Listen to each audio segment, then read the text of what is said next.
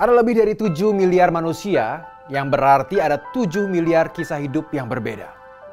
Namun, seberbeda apapun kita semua, ada kisah-kisah yang sama mengikat semua kehidupan kita. Cinta, pengkhianatan, perpisahan, janji, pengorbanan, pengampunan, dan pertemuan kembali. Pernahkah kamu bertanya-tanya, apakah ada kisah yang jauh lebih besar, kisah yang masuk akal dengan kisahmu dan juga kisah hidup semua orang? Jawabannya ada. Dan itu adalah kisah Allah. Kisah cinta dan pengkhianatan, pengorbanan dan pertemuan kembali. Hey, jangan kemana-mana ya. Jika kamu mau menemukan bagaimana kisahmu cocok dengan kisahnya. Pada mulanya Allah menciptakan langit dan bumi. Kejadian 1 ayat 1. Dia nyata, dia hidup, berkobar penuh energi. Dia agung dan berkuasa. Dia yang membuat semuanya, tahu semuanya, memiliki semuanya, dan peduli tentang semuanya. Ia murah hati dan lemah lembut, tidak cepat marah, baik hati dan penuh kasih. Mazmur 103 ayat 8. Coba tebak, ciptaan apa yang paling dia kasihi? Itu betul, dia sangat mengasihi kita. Tetapi mengapa? Itu karena Allah menciptakan kita menurut rupa dirinya. Kejadian 1 ayat 27. Sebagai manusia, kita adalah karya seni unik yang dirancang untuk mencerminkan citra pencipta kita. Kita berpikir, kita memilih, kita menciptakan, dan kita diciptakan untuk mengasihi dan dikasihi oleh Allah dan satu sama lain. Kita membutuhkan Allah sama seperti bumi membutuhkan matahari. Allah menciptakan kita untuk menemukan makna dan kebahagiaan kita di dalam Dia. Dia menciptakan kita untuk dirinya sendiri. Tapi sayangnya, bukannya mencari Allah untuk melengkapkan dan menyelamatkan kita. Masing-masing kita telah mengkhianatinya dengan mencari hal-hal lain. Seperti uang, pujian, kenyamanan, percintaan, sensasi, kesuksesan. Kita memilih kebohongan alih-alih kebenaran tentang Allah. Mereka menyembah dan melayani ciptaan, bukan pencipta. Roma 1 ayat 25. Dengan mengkhianati Allah, kita menghancurkan hatinya. 1 ayat mengatakan, ketika Tuhan melihat betapa meluasnya kejahatan manusia, dan bahwa niat hati dan pikiran mereka selalu cenderung kepada kejahatan, maka Ia menyesal telah membuat mereka. Hatinya hancur. Selain itu, putusnya hubungan kita dengan Allah telah membawa pada hancurnya semua hubungan. Manusia dengan manusia, egoisme, rasisme, kekerasan. Manusia dengan alam, limbah dan polusi. Dan manusia dengan diri mereka sendiri. Rasa malu, takut, kehampaan. Di dalam diri kita masing-masing ada lubang berbentuk Allah yang hanya bisa diisi oleh Allah. Inilah sebabnya kita terkadang merasa begitu kosong. Menginginkan sesuatu yang lebih. Kita dapat mencoba apa saja untuk mengisi hidup kita dengan uang, kekuasaan, kesenangan. Tapi kita tidak pernah benar-benar puas. Kita diciptakan untuk sesuatu yang melebihi apa yang ditawarkan dunia ini. Sebagian besar dari kita tidak positif HIV. Tetapi kita semua memiliki kondisi dengan konsekuensi yang jauh lebih buruk. Kita positif dosa. Kita semua berdosa melawan Allah dalam pikiran, dalam perkataan, dalam perbuatan. Kalau orang melakukan kejahatan, hukuman harus dibayar. Jadi, apa? Hukuman melanggar standar Allah. Sebab upah dosa ialah maut. Roma 6 ayat 23. Hukumannya adalah kematian rohani terpisah dari Allah. Hari penghakiman itu nyata dan akan datang. Memiliki kehidupan yang penuh dosa berarti saudara mengeraskan hati dan tidak mau berpaling dari dosa. Pada hari penghakiman kelak, Tuhan akan menjadi hakim yang maha adil bagi semua orang. Ia akan memberi ganjaran kepada setiap orang sesuai dengan perbuatannya. Roma 2 ayat 5. Seluruh hidupmu, setiap pikiran, ucapan, dan perbuatan akan ditunjukkan dan dinilai oleh Allah. Semuanya akan dibongkar. Kamu tidak akan luput karena Allah itu suci. Allah akan menghakimi orang-orang yang tidak mau mengenal Dia.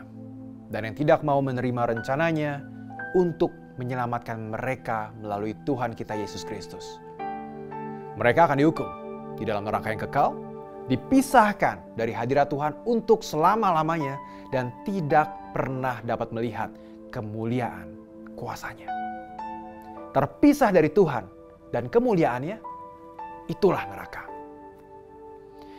Apakah ada harapan untuk kehidupan dan dunia kita yang hancur? Hanya satu, anugerah Allah. Kita mengkhianati Allah, tetapi Ia tidak meninggalkan kita. Jauh sebelum Yesus datang, Allah berulang kali berjanji bahwa suatu hari Dia akan memenangkan kita kembali dengan mengirimkan seorang juru selamat. Inilah salah satu janji itu. Tuhan sendiri akan memberikan tanda-tandanya kepadamu. Seorang anak laki-laki akan lahir dari seorang anak darah, dan ia akan disebut Immanuel, Tuhan beserta kita. Yesaya 7:14. Allah telah menepati janjinya. 2000 tahun yang lalu, Allah mengirim Yesus ke planet ini untuk menyelamatkan kita. Anak tunggal Allah menjadi salah satu dari kita. Sebagai manusia Allah, Dia hidup dengan sempurna, menunjukkan kepada kita seperti apa Allah itu secara dekat dan pribadi. Dia memandang rendah mereka yang berpikir mereka lebih baik daripada orang lain. Dia membungkuk untuk mengangkat orang-orang yang hancur dan anak-anak kecil. Kata-kata bijak dan kekuatan yang mengubah hidup mengalir darinya dalam setiap situasi. Dia datang untuk menawarkan kehidupan dengan segala kepenuhannya, walaupun itu berarti kehilangan nyawanya. Di kayu salib, Kristus mengorbankan segalanya demi kamu. Dia sangat mencintai kamu. Dia lebih memilih mati ketimbang hidup tanpamu. Dan itulah yang Dia lakukan. Dia membuktikan cintanya yang abadi untuk kamu dengan mati demi kamu. Kristus juga menderita. Ia mati satu kali untuk kita, orang-orang berdosa, meskipun Ia sendiri tidak pernah bersalah, supaya Ia dapat membawa kita dengan selamat ke rumah Allah. Tubuhnya mati, tetapi roh Allah membangkitkannya ke kehidupan baru. Allah menanggung dosamu dan dosa seluruh dunia, menaruhnya di atas anaknya yang berlumuran darah dan menghukumnya karena itu. Kemudian terjadi pertukaran besar. Dia dipisahkan dari hadirat Bapa supaya kamu bisa masuk. Ia dihancurkan supaya kamu bisa menjadi utuh. Ia dipaku supaya kamu bisa bebas.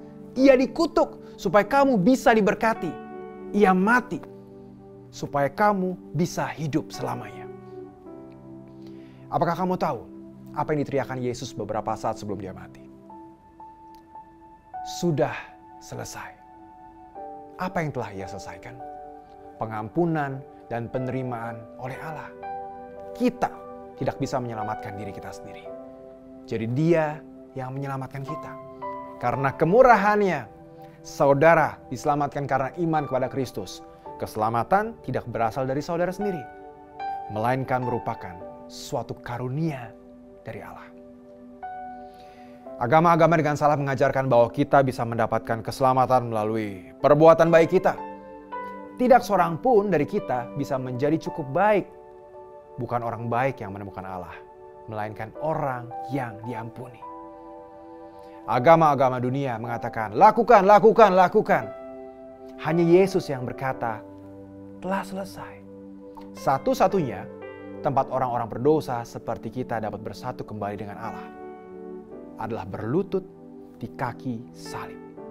Di sana kita menemukan bahwa Ia telah membuang segala dosa kita sejauh timur dari barat. Sang anak mati pada hari Jumat sore. Tetapi pada hari Minggu pagi, Dia bangkit dari kematian. Maut dikalahkan, cahaya-cahaya harapan yang tak terbendung bersinar di planet kita yang gelap. Dan sejak saat itu, karena kemurahannya yang tidak terbatas telah memberi kita kesempatan untuk dilahirkan kembali. Sehingga sekarang kita menjadi anggota keluarga Allah. Sekarang kita hidup dalam pengharapan akan hidup yang kekal. Karena Kristus telah bangkit dari antara orang mati. Yesus dapat membebaskan orang-orang yang takut mati. Hanya dengan jalan demikian, Ia dapat membebaskan orang yang karena takut mati, terus-menerus hidup dalam ketakutan. Ketika kita berbalik kepada Dia yang bangkit, kita menjadi hidup di hadapan Allah yang hidup. Roh-Nya datang untuk tinggal di dalam diri kita. Angin surga mulai bertiup melalui ruang terdalam hati kita. Yang paling menakjubkan, kita diberi hubungan abadi dengan Pencipta kita. Pintu ke ruang tahtanya terbuka. Kita bisa dekat dan bertemu secara pribadi dengan Allah yang tak terlihat kapan saja kita mau. Saudara mengasihi Dia, walaupun saudara belum pernah melihatnya. Walaupun belum melihatnya, saudara percaya kepadanya. Bahkan, sekarang pun, saudara mengalami sukacita yang tidak terkatakan yang berasal dari surga. Wow! Di dalam Kristus, masa lalu kita diampuni dan sekarang kita memiliki tujuan. Yang terbaik dari semuanya adalah masa depan kita adalah surga. Lihatlah, rumah kediaman Allah sekarang berada di tengah-tengah manusia. Dan Ia akan tinggal bersama mereka dan mereka akan menjadi umat-Nya. Iya, Allah sendiri akan berada di tengah-tengah mereka. Ia akan menghapuskan semua air mata. Tidak ada lagi maut, duka cita, tangisan, ataupun kesakitan. Semuanya telah lenyap untuk selama-lamanya. Kisah Allah akan mencapai titik puncaknya ketika Yesus kembali untuk menghapuskan semua yang jahat dan menyembuhkan semua yang hancur. Dia akan membawa bersamanya dunia yang sepenuhnya baru. Di dalamnya, kita akan menikmati Allah dan satu sama lain selamanya. Semua yang seharusnya terjadi di dunia ini, tetapi tidak dapat terjadi karena dosa kita, akan terjadi di dunia itu. Tidak seorang pun pernah melihat, mendengar, ataupun membayangkan hal-hal indah yang disediakan Allah bagi orang yang mengasihinya. Begitu banyak yang dinanti-nantikan, tetapi tidak perlu menunggu. Tangan Allah terbuka lebar. Dia mengundang kamu untuk pulang kepadanya di sini, sekarang juga. Bisakah kamu merasakan cintanya menarikmu seperti magnet? Kenapa tidak pulang saja? Ini bisa menjadi waktu kisahmu bertemu dengan kisahnya. Apakah kamu akan berbalik dan percaya kepadanya? Alkitab berkata, siapapun yang berseru kepada Tuhan akan diselamatkan. Kalau kamu ingin menaruh imanmu kepada Kristus sebagai Tuhan dan Juru Selamatmu, jangan tunggu lagi. Cari tempat yang sunyi, berlututlah dan berdoalah. Dengan kata-kata yang sederhana, Dia mendengar. Seperti semua hubungan, perjalananmu dengan Tuhan akan semakin kuat kalau kamu sering bersamanya. Firman Allah memberikan beberapa cara untuk lebih dekat dengannya. Kamu dapat mulai dengan setiap hari. Syukurilah cinta Allah yang tak berkesudahan dan tidak layak kita terima. Itu adalah hal terbaik yang pernah kamu miliki. Tidak ada sesuatu pun yang dapat memisahkan kita dari kasih-Nya. Kematian tidak dan kehidupan pun tidak. Ketakutan kita pada hari ini, kekhawatiran kita tentang hari esok. Tidak ada sesuatu pun yang dapat memisahkan kita dari kasih. Temukan komunitas rohani di gereja, di mana kamu merasa betah. Dan bersama beberapa teman Kristen. Mulailah berbicara dengan Allah yang sekarang menjadi teman dan ayahmu. Tentang apa saja, berdoalah senantiasa. Mintalah kepada Allah segala sesuatu yang sejalan dengan kehendak Roh Kudus. Mohonlah kepadanya, ingatkan Dia akan kebutuhan saudara, dan berdoalah dengan sungguh-sungguh bagi orang-orang Kristen dimanapun juga. Beritahu teman dan kerabat Kristenmu tentang keputusanmu.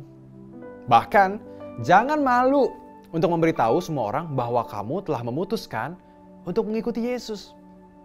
Kami adalah duta-duta Kristus. Allah memakai kami untuk berbicara kepada saudara.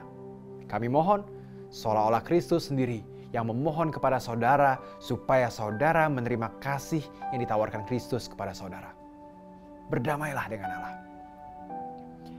Hubunganmu dengan Allah bukanlah berdasarkan perasaanmu, tetapi firman-Nya. Perasaan datang dan pergi, tapi janji-janji Allah tidak tergoyahkan. Kami tahu bahwa hal-hal ini benar bukan karena melihat, melainkan karena percaya. Meskipun mungkin ada beberapa perubahan langsung dalam hidupmu. Kamu perlu membentuk kebiasaan baik baru dengan bantuan Roh Kudus. Perubahan ini membutuhkan waktu. Dan ketika kamu gagal, terimalah pengampunan Kristus dan bangkit kembali. Jangan mengira hidup akan menjadi lebih mudah atau semua orang akan mendukung imanmu. Terimalah jati dirimu dalam Kristus. Tuliskan tanggalnya sehingga kamu tidak lupa kapan kamu menyerahkan hidupmu kepada Kristus. Mari, raihlah hidup, pilihan ada di tanganmu.